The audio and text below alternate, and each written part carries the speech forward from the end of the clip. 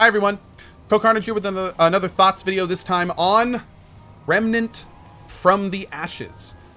This is a AA game, not a AAA game, that I was looking forward to. I saw some information on it. It looked kind of Monster Hunter-y, maybe with some kind of Dark Souls Bloodborne influence. I really didn't know what to think about it when I got started.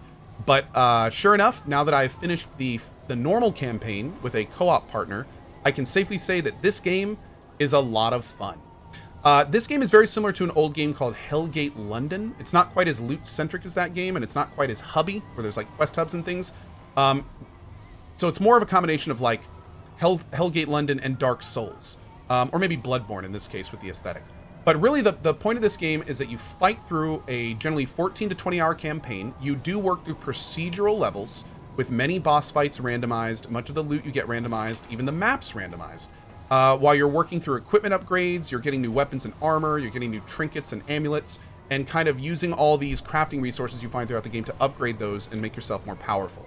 The boss fights are fun. They've been the highlight of the game for me. They are difficult at times, even on normal, and are very varied. Very varied. Sure, we'll take it. Also, one of the biggest draws of this game for me has been the aesthetics of the levels. Also, the lore and the main story was kind of fun as well. The main story, honestly, not very deep, but it kind of chains you through some very interesting environments, some very cool influenced environments, as you will see as you move through them. Like there's a lot of alien influence in in the worlds. Move through lots of different types of environments, deserts, jungles, swamps. Very cool stuff there. And the entire time you're killing bosses and getting weapon mods or special items off them or all sorts of things like that. So there's a lot of progression. There's a lot of different bosses to fight. And most importantly, when you beat the game, not only can you re-roll your entire world, which you actually can do anytime. You don't even need to beat the game. But at any point, you can re-roll the world, which will reset all the world loot, give you different bosses, give you different world loot to go out and pick up, like purple items and amulets and trinkets. It's a very cool system.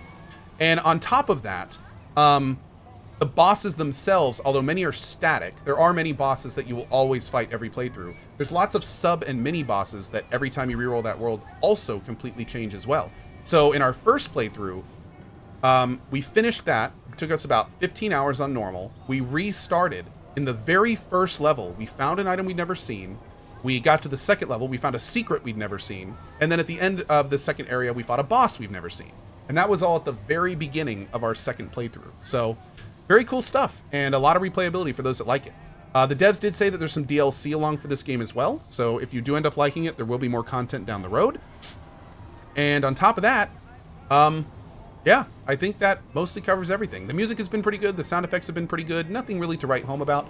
There are some indie-itis kind of things in the game every so often, like lip syncing is not super good. But again, it's a AA game, not a AAA. So, you know, don't really go in expecting, you know, perfect polish and that kind of stuff, and you'll be fine. The voice acting, though, has been pretty good. Even though there have been some issues with the lip syncing and stuff, the actual voices that come out of the characters have been pretty solid. And yeah, also important to mention about world loot, just like many of the bosses, there are a lot of items that are always placed in the world through different playthroughs. But if you go back and get them again and you already have them, instead of getting a duplicate, it just gives you a lot of the currency of the game, which is called scrap. Also, real quick to touch on, there is an entire trait system where playing the game and achieving different, well, I guess achievements, kind of unlock actual trait lines, which you can then put trait points into to increase your character or kind of customize them a little bit. So for instance, I was playing with my mod, Barry Carline, the whole time.